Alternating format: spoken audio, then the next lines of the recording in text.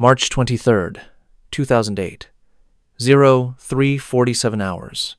A half-collapsed rooftop in Sadr City, Baghdad. Specialist Ryan Kellerman crouched behind broken concrete 3 kilometers from the green zone. He had no orders to be there. Battalion had explicitly forbidden this position. But in 18 minutes, 3 120mm mortar rounds would launch toward a compound where 200 Americans slept. And somehow, one soldier with a radio and a theory no one believed would stop it. But here's what nobody expected. The attack wasn't going to start from where anyone was watching. Ryan Kellerman was not born to be a soldier. He grew up in Williston, North Dakota, population 12,000, where his father drove trucks for oil companies and his mother worked the register at Cenex. After high school, Ryan spent 2 years at O'Reilly Auto Parts, pulling inventory and helping weekend mechanics diagnose problems. He was good with patterns. Which parts failed together, which trucks needed which modifications, how to read a problem backward from the symptom. His manager told him once, "You don't guess, Ryan. You watch until you know." Years later, that single sentence would save 200 lives. September 11th reached Williston through television screens. 6 months later, when a recruiter set up outside the post office, Ryan stopped on his way home and enlisted. Fort Benning trained him as a cavalry scout, 19 DMOS. Scouts were the eyes of the battalion, watching for enemy activity and calling it in. But Ryan did something during training that puzzled his instructors. Standard doctrine taught scouts to watch immediate tactical areas, intersections, choke points, threats within 500 meters. Ryan insisted on studying areas 3 to 5 kilometers out, far beyond effective engagement range. He'd spend hours marking buildings and rooftops that offered long-range visibility, even though they were exposed and tactically irrelevant by every manual. "What the hell are you planning to do from 3 clicks away, Kellerman?" his drill sergeant asked. "See more, Sergeant. You can't shoot what you see from there." "No, Sergeant. But I can call someone who can." His platoon called him Eagle Eye, not as a compliment. They mocked his obsession with distant observation. During field exercises, while other scouts secured immediate areas, Ryan would disappear to some ridgeline half a mile away, radioing back reports about activity no one else could see. It annoyed officers who wanted scouts close, where they could be controlled. But Ryan had noticed something others dismissed. Enemy activity didn't start at the point of contact. It started further back, in staging areas and rally points most units never watched because they were too far to matter. By October 2007, when Ryan deployed to Baghdad, no one took his theories seriously. The strategic situation in Baghdad during early 2008 was deceptive. Casualty rates had dropped 60% from their 2006 peak. The Sunni awakening had turned former insurgents into allies. General Petraeus's counterinsurgency strategy was working. The war, by most metrics, was being won. But Sadr City, a densely packed district of 2 million people, remained a fortress for Iranian-backed militias, particularly Jaish al-Mahdi, the Mahdi army. From this maze of narrow streets and multi-story apartments, mortar teams operated with near impunity. Their primary target, the international zone, called the Green Zone, a fortified area housing the U.S. Embassy, Iraqi government buildings, and coalition headquarters. So, how did militia teams keep hitting the Green Zone despite American technology? Indirect fire, mortars, and rockets was their weapon of choice. Teams could set up a mortar tube in an alley, fire 3 to 5 rounds in under 2 minutes, and disappear before counter-battery radar could calculate their position. By the time U.S. forces responded, the launch site was abandoned. The U.S. had 3 counter-mortar systems, and all of them were failing. Q-36 Firefinder radar detected incoming rounds mid-flight and calculated their origin. But in Sadr City's dense urban terrain, radar struggled with ground clutter and tall buildings that masked trajectories. Aerial surveillance used Predator drones and aircraft with thermal imaging, but militia teams learned to fire from covered positions under awnings inside buildings, which concealed their heat signatures. Ground observation posts watched for launch activity. But conventional OPs focused on their immediate sectors, typically 200 to 500 meters out. Mortar teams staged further back, assembling weapons in areas no one was watching. then moving to firing positions at the last moment. This was the gap Ryan Kellerman had been obsessing over for 6 weeks. But there was a problem. The building that offered the sightlines he needed was explicitly forbidden. March 23rd, 2008, 0200 hours. Ryan's platoon established their official observation post in a 4-story building overlooking Route Pluto, a textbook position with good sightlines to the immediate area, defensible, covered approach for resupply. Ryan volunteered for the night shift, 0200 to 0600 hours. His team, Specialist Marcus Webb on the radio, Private First Class Danny Torres on security, settled into position with practiced efficiency. At 02:15 hours, Ryan told them he was checking the roof access. "Stay on comms," Webb said, barely looking up from the Blue Force tracker screen. Ryan climbed 3 flights of crumbling stairs, pushed through a rusted door, and stepped onto the roof. But he didn't stop there. Adjacent to their building was a taller structure, 6 stories, half collapsed from an explosion years earlier. The top 2 floors were exposed to the elements, structurally unsound, offered no cover. Battalion had explicitly forbidden using it for observation. Too exposed, too dangerous, and the sightlines extended uselessly into sectors watched by other units. Ryan had been studying it for 6 weeks. He crossed a narrow gap between buildings, a 2-foot jump over a 6-story drop, and pulled himself onto the damaged structure's roof. The concrete ledge at the edge was pocked with bullet holes. Rebar jutted from broken pillars. The footing was treacherous. But from here, he could see 3 kilometers west-northwest, directly into the staging areas he'd been tracking. He keyed his radio. "Webb, I'm moving to alternate position. Say again your location." "The tall building. The one we're not supposed to use." A pause. "Kellerman, that's outside our sector," Battalion said. "I know what Battalion said. I'll be on Channel 3 if you need me." "You're gonna get your ass chewed, probably." Ryan settled behind the ledge, pulled out his PVS-14 night vision monocular, and began scanning grid squares he'd memorized. For the next hour, he saw nothing unusual. Sadr City at night was never truly quiet. Dogs barking, distant generators, occasional small arms fire from a wedding or tribal dispute, but no militia movement. At 03:18 hours, he saw it. 3 kilometers away, a figure emerged from a doorway, carrying something long and cylindrical. Even through night vision's grainy green wash, Ryan recognized the shape.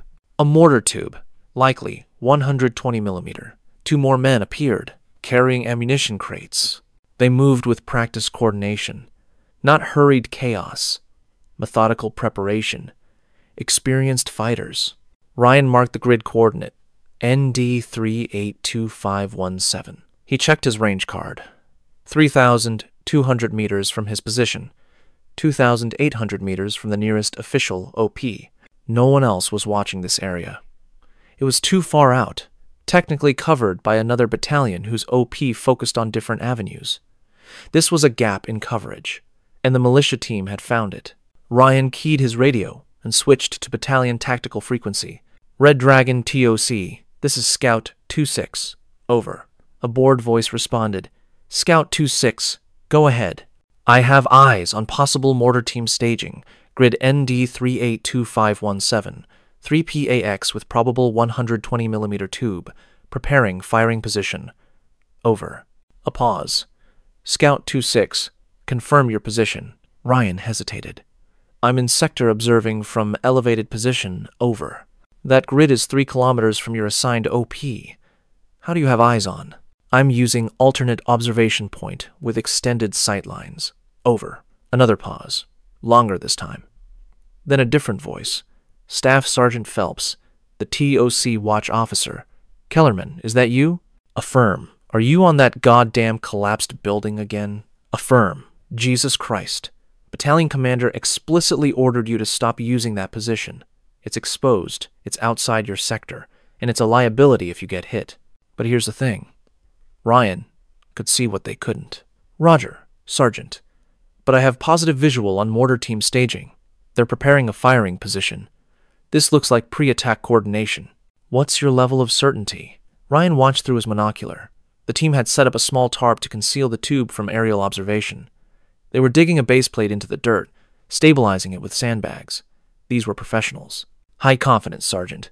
This is consistent with 6 weeks of pattern observation. They stage at this location, then move to firing positions closer to the green zone. Time from staging to launch is typically 30 to 45 minutes. Silence on the radio. Ryan could imagine the conversation at the TOC. This kid who keeps violating orders, watching areas he's not supposed to watch, reporting activity that's technically someone else's problem. Finally, stand by. Ryan didn't stand by. He kept watching. At 03:24 hours, the militia team began moving. They broke down the mortar tube into 2 components, tube and base plate, and loaded them onto a small cart. Ammunition crates went onto a second cart.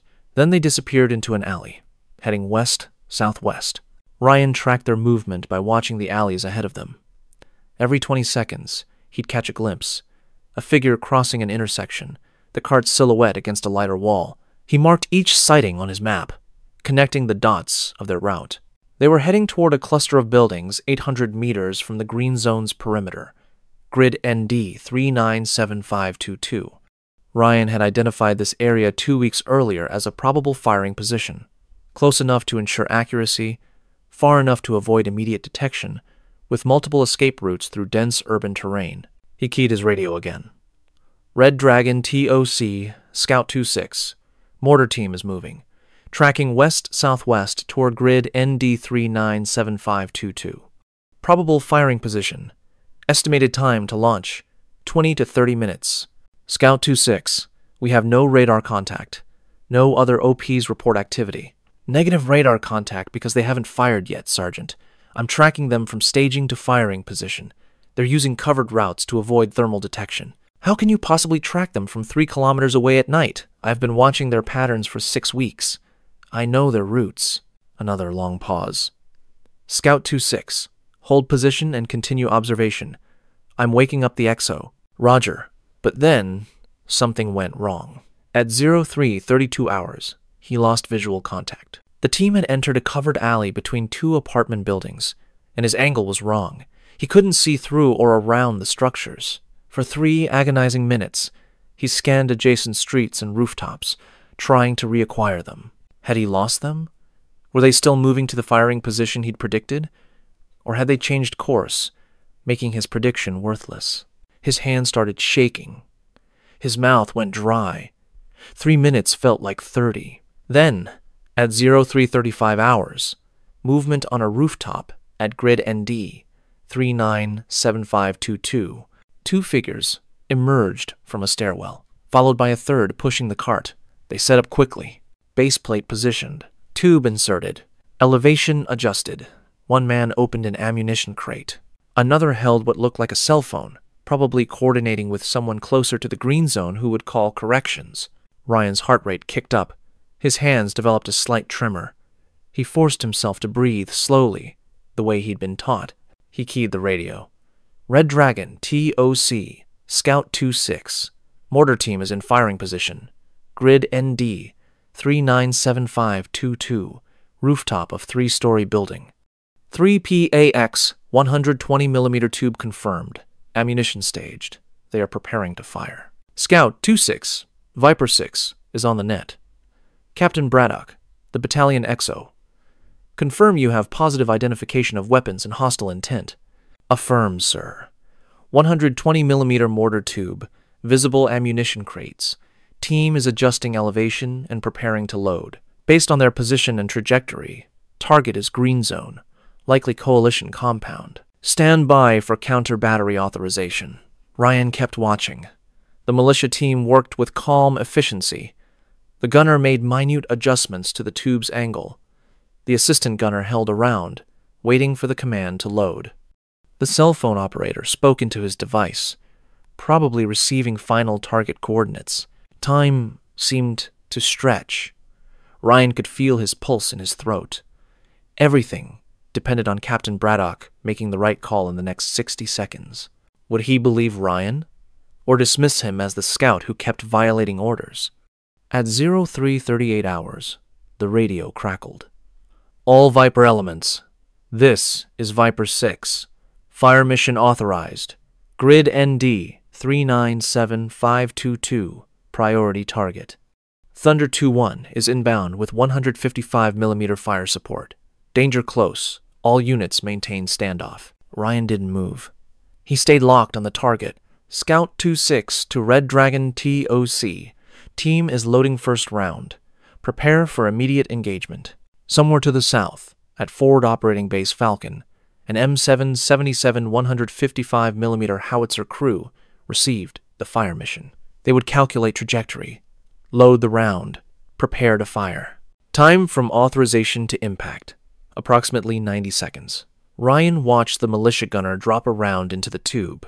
The mortar fired with a dull thump that carried across the night air. The round arced high, invisible to Ryan but tracked by Q-36 Firefinder radar that was now fully alert. Scout 2-6, round away, tracking inbound to green zone. The militia team was already loading a second round. They would fire 3 in rapid succession, standard doctrine to maximize damage before counter-battery arrived. But they didn't know something. An American soldier had been watching them for 40 minutes, from a position no one was supposed to be using, calling their grid coordinates to a howitzer battery. That was already firing. At 0339 hours and 15 seconds, the first 155mm round impacted. Ryan saw the flash before he heard the sound. Brilliant white explosion. Whited out his night vision for a half-second. Then the concussion wave rolled across the distance, a deep boom that rattled the concrete ledge. The rooftop where the mortar team had been disappeared into dust and smoke. The 155mm high explosive round, 15 kilograms of composition B, had struck within 3 meters of the mortar tube. Blast radius, 50 meters. No one on that rooftop survived. Ryan keyed his radio, his voice steady despite the adrenaline. Red Dragon TOC, Scout 2-6. Target destroyed. Direct hit. No follow-up fire from that position. Scout 2-6, stand by for battle damage assessment. Ryan didn't need to stand by. He could see the results clearly. The rooftop was a crater. Secondary explosions as the militia's stored mortar rounds cooked off, sending small pops of orange flame into the night. Debris rained down into surrounding streets. His hands still shook slightly. He pressed them against cool concrete to steady them. For the next 15 minutes, Ryan maintained observation. The destroyed rooftop continued to smolder. Distant sirens wailed as Iraqi police or militia reinforcements responded. But the immediate threat was neutralized.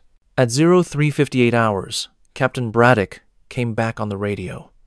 Scout 2-6, good work. Confirmed one 120mm mortar round impacted green zone at 0339. Minimal damage to outer perimeter. No casualties. Your early warning prevented follow-up strikes.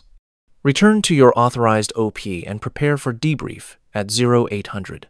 Ryan acknowledged and began the careful climb back down. His shoulder ached from bracing against the concrete ledge for nearly 2 hours. His knees protested as he descended the crumbling stairs. When he jumped the gap back to the main building, his hands were shaking badly enough that he nearly missed his grip on the opposite ledge. But he'd done it. He'd watched a pattern no one else believed in, from a position no one authorized, and called fire that stopped an attack before it killed hundreds. It didn't feel heroic. It felt like necessity, executed by someone who simply understood that if you watch long enough, patterns emerge. And patterns can be disrupted. 40 minutes later, Captain Braddock arrived at the OP with Lieutenant Marsh, the battalion intelligence officer. Ryan stood at attention while Sergeant First Class Martinez briefed them. Braddock studied Ryan for a long moment. At ease, Kellerman. He pulled out a tactical map. Show me how you tracked them. Ryan spread his own map on a crate marked with 6 weeks of observations. They use this courtyard every time, sir. I've observed 3 separate mortar attacks that originated from teams staging here. They assemble equipment under cover, then move west-southwest through these alleys to one of 3 firing positions. This rooftop is their preferred position for green zone targets because it offers clear line of sight and multiple escape routes. Lieutenant Marsh leaned in. You've been tracking this for 6 weeks? Yes, sir. I've logged 14 separate observations of militia activity in this pattern. 7 resulted in mortar attacks on the green zone. The others were reconnaissance or rehearsals. And you reported this how? I've submitted 9 separate intelligence reports through Battalion Stew, sir. with pattern analysis, grid coordinates, and predictive assessment. Marsh pulled out a folder, flipped through pages. I have your reports here. Stu assessed them as insufficient actionable intelligence because the grids were outside our operational sector and beyond practical observation range. He looked up. How are you observing these grids? Martinez cleared his throat. Sir, Specialist Kellerman has been using an unauthorized observation position to extend his surveillance range. The collapsed building. Yes, sir. Braddock folded his arms. The building I specifically ordered not to be used because it's structurally unsound, exposed to enemy fire, and outside our tactical area of responsibility. Yes, sir. And you've been using it anyway. Yes, sir. A long silence. Ryan could hear the diesel generator humming in the courtyard below. Braddock exhaled slowly. Kellerman, you violated a direct order. Yes, sir. You operated outside your assigned sector. Yes, sir. You exposed yourself to unnecessary risk. Yes, sir. And you were the only person in this entire battalion who saw that attack coming. Braddock pointed at the map. The Q-36 radar didn't pick them up until after they fired. The Predator was in a different sector. Every other OP in the city was watching their assigned areas and saw nothing. You called grid coordinates accurate within 5 meters from 3 kilometers away in the dark. How? Ryan chose his words carefully. I watch until I know, sir. I spent 6 weeks learning their patterns because patterns are predictable. They stage at the same location because it's the safest staging area in their operational range. They use the same routes because those routes avoid our regular patrol patterns. They fire from the same 3 positions because those positions optimize accuracy while maintaining escape options. Once you understand the pattern, you can predict the action.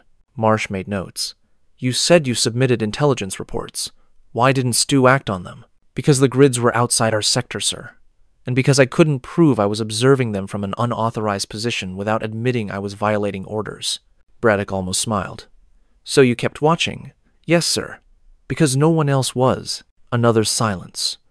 Braddock exchanged a glance with Martinez, then with Marsh. Specialist Kellerman, as of 0400 hours this morning, you are hereby authorized to use any observation position you deem tactically necessary within 5 kilometers of this OP, regardless of structural condition or sectoral boundaries. You will coordinate with adjacent units and maintain radio communication at all times. You will submit daily intelligence reports directly to Lieutenant Marsh. And you will train every scout in this battalion on your observation methodology. Clear? Clear, sir. Good. Now go get some sleep. You've been up all night watching people who don't know they're being watched. That's what scouts are supposed to do. Over the following 3 months, Ryan Kellerman trained 47 scouts from 1st Cavalry Division on extended-range observation techniques. He taught them to identify staging areas by studying movement patterns over weeks, not hours. He showed them how to use terrain and elevation to observe beyond conventional engagement ranges. He explained how to track enemy teams by watching sequential positions rather than continuous contact. Most importantly, he taught them to submit intelligence reports even when the grids were outside our sector, because someone, somewhere, needed to know. By June 2008, counter-mortar effectiveness in eastern Baghdad had improved by 34%. The number of successful green zone strikes dropped from an average of 3.2 per week to 0.8 per week. Militia teams began avoiding their traditional staging areas, forced to operate from less optimal positions that left them more exposed. In August 2008, Multinational Corps Iraq produced a tactical bulletin titled Extended Range Observation Techniques for Urban Counter IDF Operations. The methodology was based on pattern analysis and extended sight line positioning. The case study described a scout who prevented a major attack by observing from an unconventional position 3 kilometers from the target area. Ryan Kellerman's name did not appear in the bulletin, but instructors at Fort Benning, Fort Huachuca, and the National Training Center began teaching extended range observation as a component of cavalry scout training. Students learned to look beyond their immediate sectors, to watch for patterns rather than events. In September 2008, Ryan received an Army Commendation Medal. The citation noted exceptional vigilance and tactical acumen, resulting in successful counter-battery engagement and prevention of mass casualty event. The ceremony was held in a plywood-walled conference room at F.O.B. Falcon. 15 people attended. When Captain Braddock pinned the medal to his uniform, Ryan said simply, "Just doing my job, sir." "No," Braddock replied quietly. "You were doing everyone's job. That's the difference." After his deployment ended in December 2008, Ryan Kellerman returned to Williston, North Dakota. He married Sarah Hendricks, a nursing student he'd dated before enlisting. They bought a small house on the west side of town. He took a job as a service technician at the same O'Reilly Auto Parts, pulling inventory and helping mechanics diagnose problems by watching patterns of failure. He coached youth basketball at the community center. He hunted mule deer in the fall with his father. He never wore his uniform outside of mandatory reserve drills. He rarely spoke about Baghdad. When friends asked, he'd say, "Hot, dusty, glad to be home." When pressed for details, he'd deflect. "Just did my job. Nothing special." Sarah knew bits and pieces. She'd read the citation, seen the medal in his nightstand drawer. Once, she asked if he was proud of what he'd done. Ryan thought for a long moment. "I'm glad I was in the right place at the right time, but mostly I'm glad I don't have to be there anymore." He died on February 14th, 2023, at age 38, from complications related to lymphoma. The doctors never determined if the cancer was connected to burn pit exposure. His obituary ran 6 lines in the Williston Herald, noting his military service, his work at O'Reilly, and his passion for coaching. His funeral was held at First Lutheran Church. 47 people attended. 3 were former soldiers who'd served with him in Baghdad. They traveled from Texas, Georgia, and Colorado to be there. They didn't speak during the service, but afterward, they stood together near his grave in the cold February wind, saying nothing because there was nothing that needed saying. There's a small memorial stone at Fort Benning's Cavalry Scout Training Complex. Ryan's name is there, along with his dates and unit designation. Most students walk past without noticing, but every year, instructors teaching extended range observation pause during lessons and tell their students about a scout who watched from 3 kilometers away from a position he wasn't supposed to use and stopped an attack that would have killed 200 people. They don't always remember his name, but they remember the principle. Sometimes the most important work happens from positions nobody authorized, watching areas nobody else is watching, until patterns that everyone dismissed become predictions that save lives. There's a temptation to call stories like this myth, to think they've been embellished over time. It's easy to believe that wars are won by superior firepower, better equipment, overwhelming numbers, by grand strategies executed from command centers with real-time intelligence. But here's what most people miss. Wars are also decided by mechanics from North Dakota who understand patterns, by soldiers who violate orders because they know something everyone else has dismissed, by people who sit alone on dangerous rooftops for 6 weeks, watching the same courtyard, believing that if you pay attention long enough, the invisible becomes visible. Ryan Kellerman didn't win the war. He didn't change the strategic balance, but he saved 200 people who went to sleep on March 23rd, 2008, unaware they were about to die, and woke up the next morning not knowing they'd been saved. And in war, sometimes that's everything.